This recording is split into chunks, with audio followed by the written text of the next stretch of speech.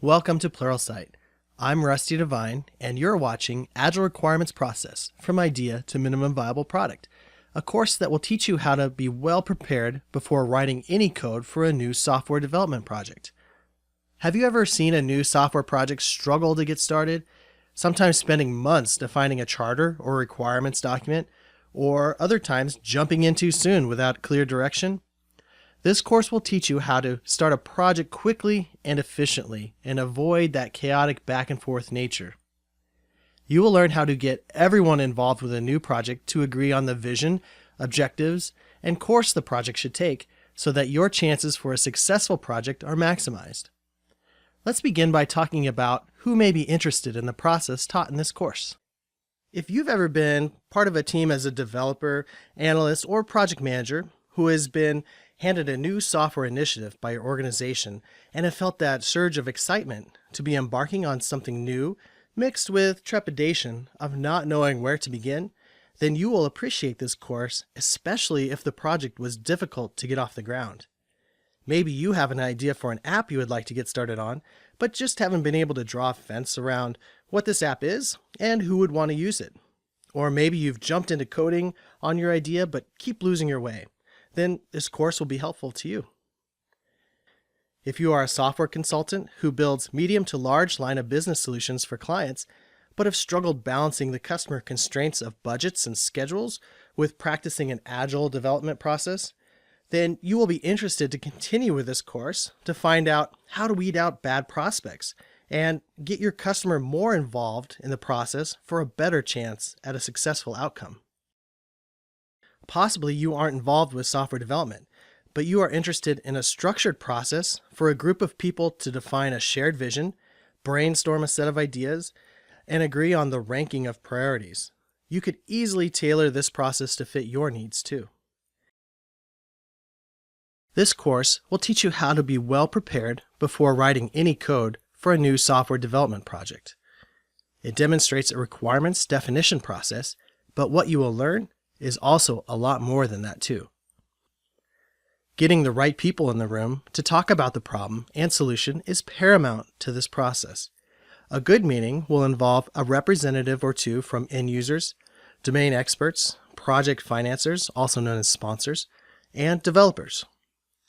All of those stakeholders will get into a room at the same time and work together to find the vision for this project.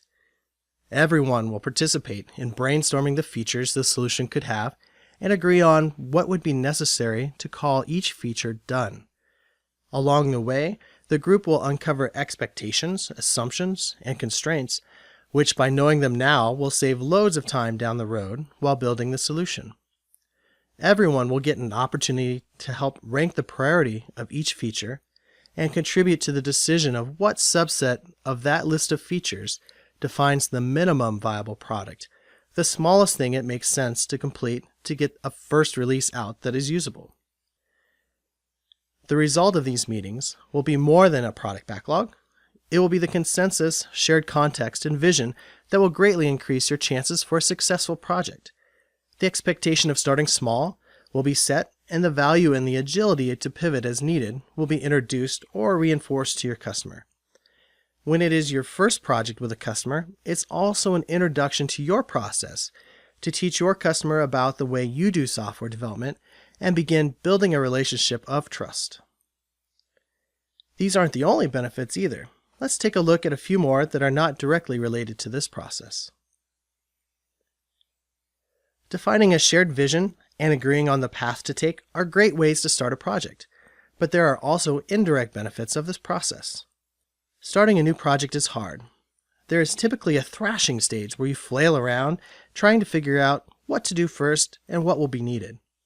This course answers the question of how to get started. It's a balance between jumping right in and doing a lot of design up front. I haven't met a customer who hasn't wanted to know how long the project is going to take and either directly or indirectly how much it's going to cost. This process limits the scope of the project so that it will be easier to put boundaries around these two questions, at least to get them to a solid, usable first version. It begins teaching your customer that software is typically never done until the last user stops using it.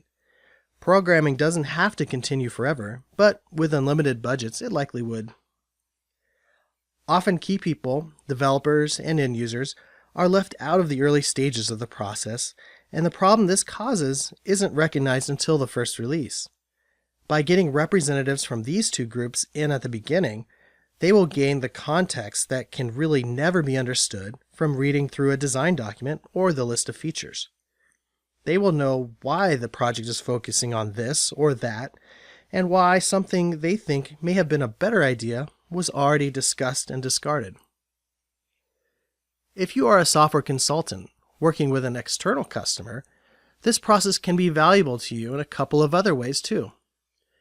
You should charge a nominal fee for this discovery phase of the project because it will take you many hours of analysis even after the meetings are finished to turn over a plan. If your new potential customer balks at this fee even after your explanation, then you should walk away.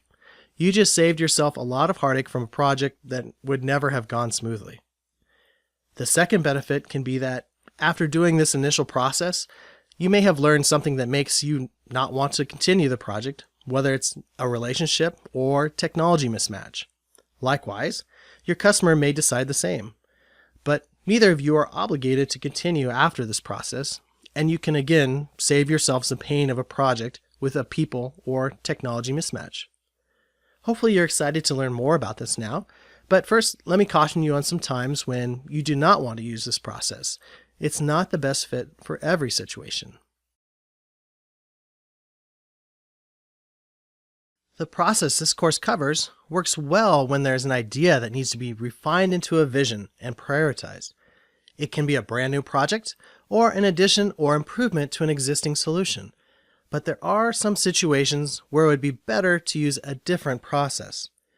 If the project is truly straightforward with an almost cookbook-like set of defined steps, or one that you've done many times over, then you would be better off skipping this process and just creating an estimate based on what you know. The project may be changing a solution from one system to another, for example, porting code from one language to another, or moving from one content management system to another. There is nothing to clarify with the vision of a project like this, but you may need to do a small discovery project first to get a better idea of how big a project like this may be. Sometimes the customer will come to you with a requirements document that they've already taken the time to write, and they will want an estimate for the entire scope of that project. If the customer is external to your organization, then they are also looking for competitive bids so that they can choose the best consulting company for the work. It's difficult in these situations to be able to stop the momentum of the customer has already created, to ask them to step back and think about what the smallest amount of work that can be done first is. But you could tell them about your process for developing requirements, and maybe they'll ask you for help next time. A warning sign for taking on a project is if the stakeholders cannot allocate the few hours it takes to do the requirements meetings, or if the customer is unwilling to pay a nominal fee for it. Sometimes your customers are very busy people, and you can make accommodations by breaking this process down into 1-hour chunks spread across as much time as you need.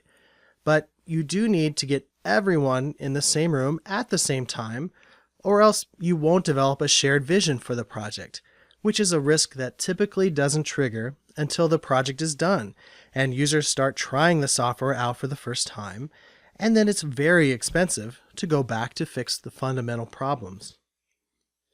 If you realize this process will not work for your situation, I would recommend watching the other requirements courses here on Pluralsight.